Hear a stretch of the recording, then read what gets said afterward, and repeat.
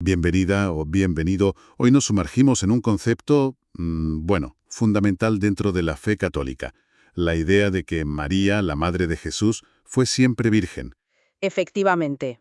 Para explorar esto, contamos con material de Civic ODM, una organización que busca, conectar la fe con el liderazgo y la economía.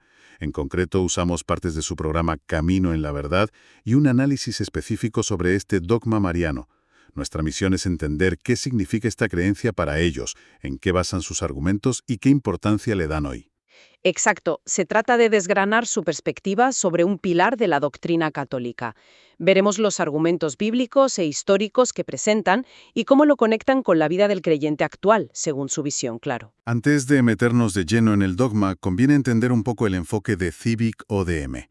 Sus documentos plantean que la fe debe ser algo transformador en todos los ámbitos, personal, profesional, social. Sí, eso es. Y su programa Camino en la Verdad utiliza lo que llaman apologética católica. Apologética. Sí, pero aclaran que no la entienden como una confrontación, ¿sabes? Sino como un servicio y claridad. Buscan explicar la doctrina con, y cito sus palabras, verdad con amor, firmeza con misericordia. Entiendo. Y es interesante que no se dirigen solo a católicos. Su audiencia incluye a personas en búsqueda, cristianos de otras ramas o incluso no creyentes con interés en estos temas.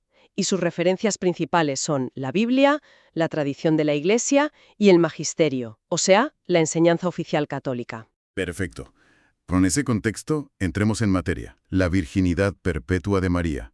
Según la definen las fuentes, es el dogma que afirma que María fue virgen antes del parto de Jesús Durante el parto, y después del parto. Vale, esto tiene varias capas, ¿eh? y lo primero que subrayan estas fuentes es que no debemos quedarnos en lo puramente biológico.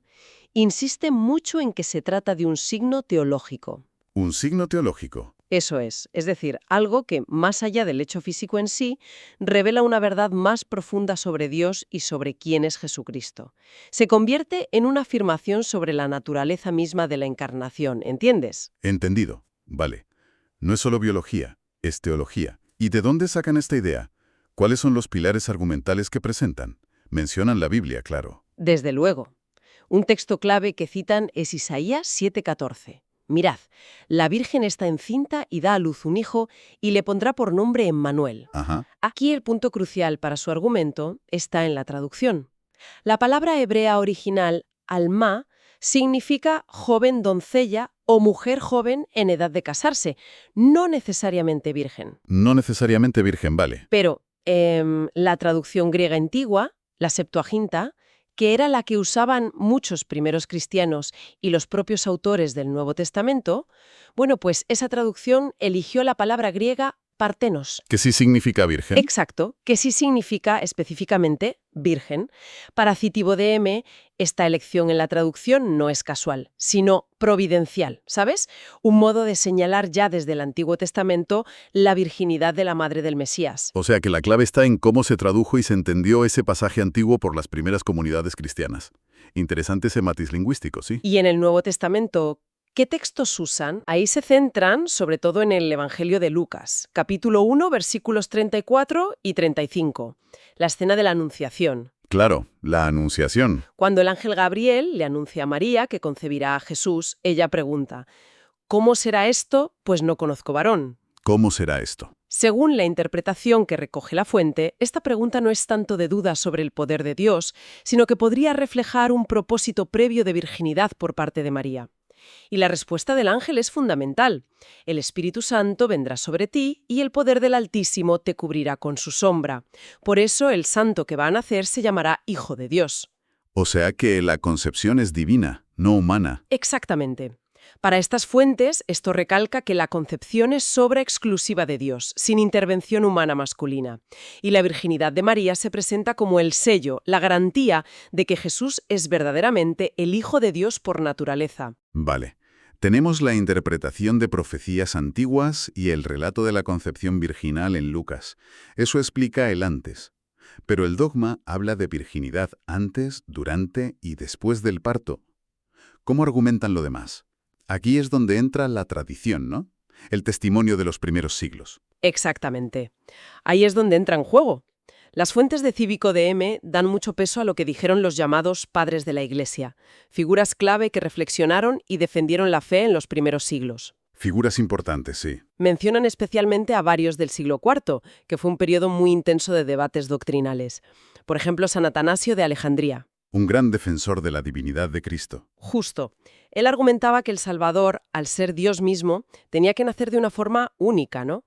No como los demás hombres, sino de una virgen pura, para señalar precisamente su origen divino. Vale. Luego está San Jerónimo, muy conocido por traducir la Biblia al latín, la Vulgata. Tuvo una famosa polémica con un tal Elvidio, que negaba la virginidad perpetua de María. Ah, o sea que ya había debate entonces. Claro, claro. Y Jerónimo fue muy contundente. Dejó escrita la frase que se hizo célebre. María fue, siempre virgen, virgen concibió, virgen dio a luz, virgen permaneció. Su defensa fue muy influyente en Occidente. Virgen permaneció. Esa es la clave para él, después. Eso es. Y también citan a San Agustín de Hipona. Él usó una comparación muy gráfica, muy visual. Decía que igual que Adán fue creado por Dios directamente del barro, sin semilla humana, pues Cristo fue formado en el vientre de María sin corrupción de su virginidad. Sin corrupción. Es decir, sin relación sexual y, según Agustín y otros padres, manteniendo esa integridad incluso en el momento del parto. Vaya. Se nota que esto no fue una idea aceptada sin más desde el principio, sino que hubo debate y figuras importantes que la defendieron con fuerza. Así que tenemos la interpretación bíblica y el desarrollo en la tradición patrística. Y el magisterio, la enseñanza oficial de la Iglesia. ¿Qué dice? Correcto. Las fuentes señalan que la Iglesia Católica ha recogido y reafirmado esta creencia a lo largo de la historia, en sus pronunciamientos oficiales. Mencionan un hito importante, el Concilio de Letrán, en el año 649. 649, bastante temprano. Sí, ahí se proclamó explícitamente la virginidad de María ante partum, in partum et post partum. O sea, antes, durante y después del parto. Las tres fases. Exacto. Y por supuesto, citan el Catecismo de la Iglesia Católica actual, el documento que resume la doctrina oficial hoy en día.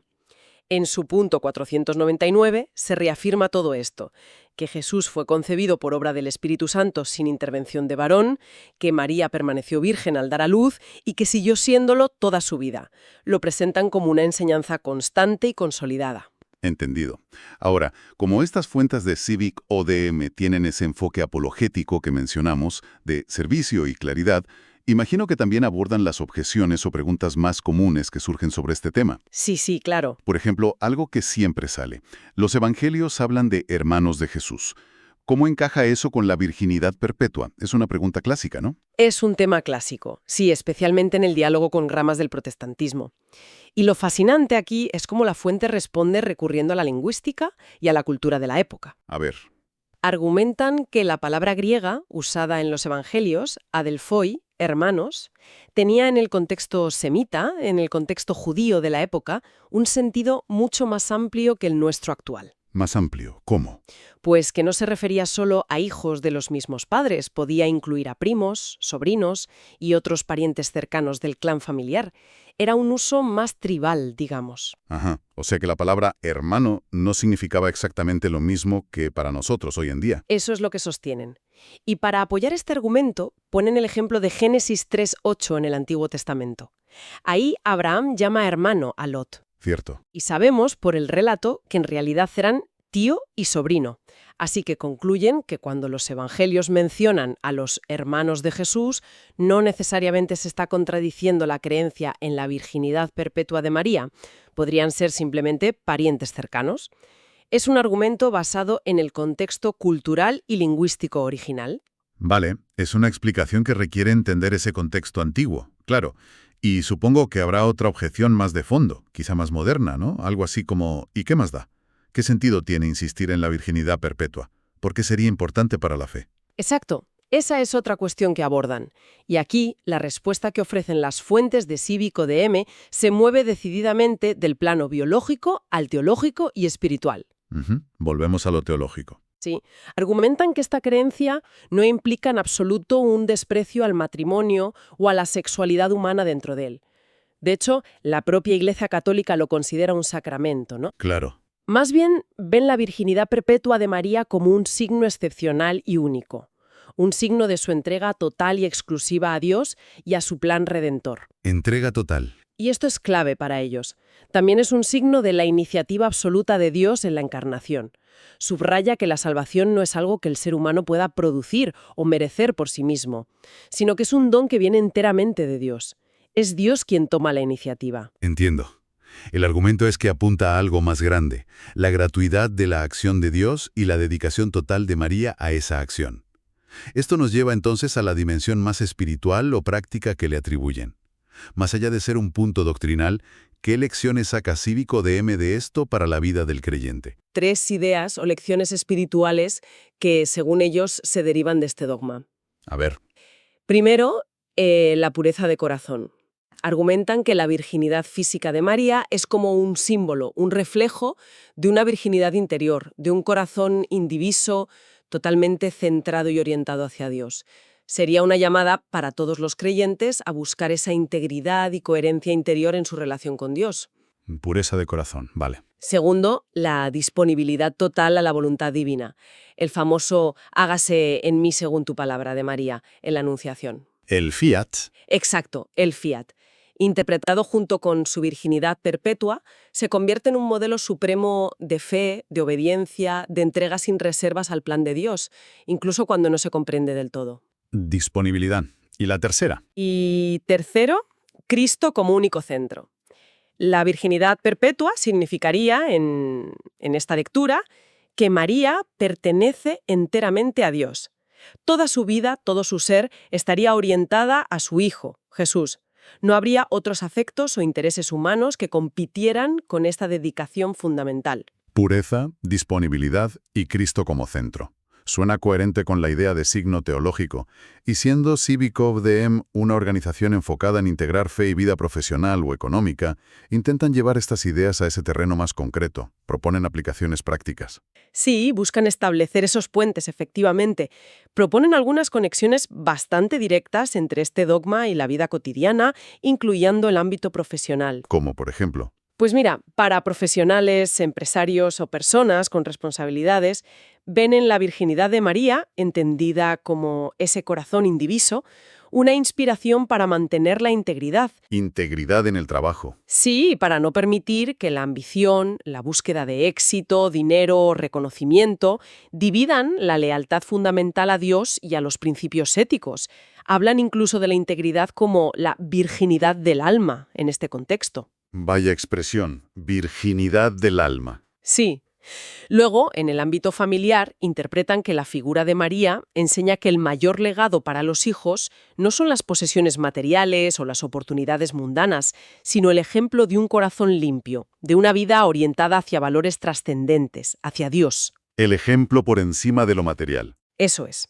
Y para la Iglesia en general, la ven como un recordatorio de la llamada a ser como las vírgenes prudentes de la parábola del Evangelio, la de Mateo 25. Las que esperaban al esposo con las lámparas encendidas. Exacto. Es decir, una llamada a la vigilancia, a esperar la venida de Cristo con la lámpara de la fe encendida y las buenas obras preparadas, manteniendo una fidelidad fundamental a Dios. Interesante cómo intentan traducir un concepto teológico tan específico en actitudes o valores para la vida diaria, incluso en el trabajo. Entonces, recapitulando todo lo que hemos visto desde la perspectiva de estas fuentes, ¿cuál sería la conclusión final? ¿Por qué es tan importante este dogma para ellos? Pues si conectamos todos los puntos que presentan la base bíblica interpretada de esa manera específica, la tradición patrística, el magisterio, las respuestas a objeciones y las implicaciones espirituales, la conclusión es clara. Para Cívico DM, la virginidad perpetua de María no es un añadido piadoso o un detalle secundario. No es algo opcional, digamos. No, para nada. Lo consideran un signo teológico fundamental que revela algo esencial sobre la identidad de Jesucristo mismo. Confesar que María es siempre virgen es en el fondo confesar que Jesús es verdaderamente el Hijo eterno de Dios, concebido de forma única por obra del Espíritu Santo. O sea, está ligado directamente a quién es Jesús. Totalmente. Refuerza poderosamente la idea central de que la salvación es un don gratuito de Dios, una iniciativa divina de principio a fin, no algo que el ser humano pueda conseguir por sus propios méritos o esfuerzos. Lo ven como una pieza clave e inseparable del edificio de la fe católica sobre quién es Jesús y cómo actúa Dios.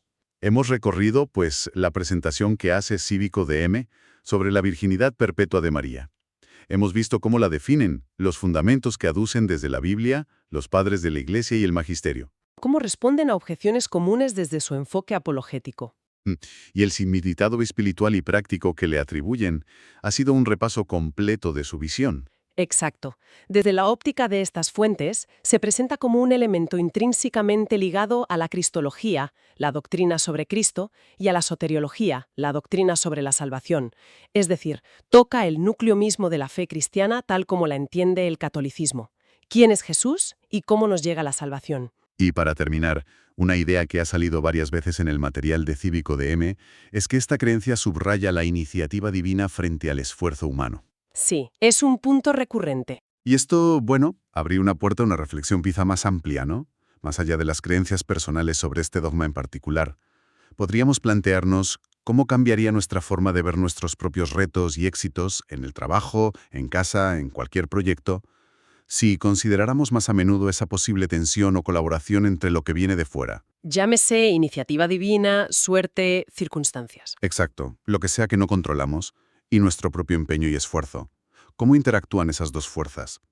Es algo sobre lo que sin duda se puede seguir pensando. Desde luego, da para reflexionar.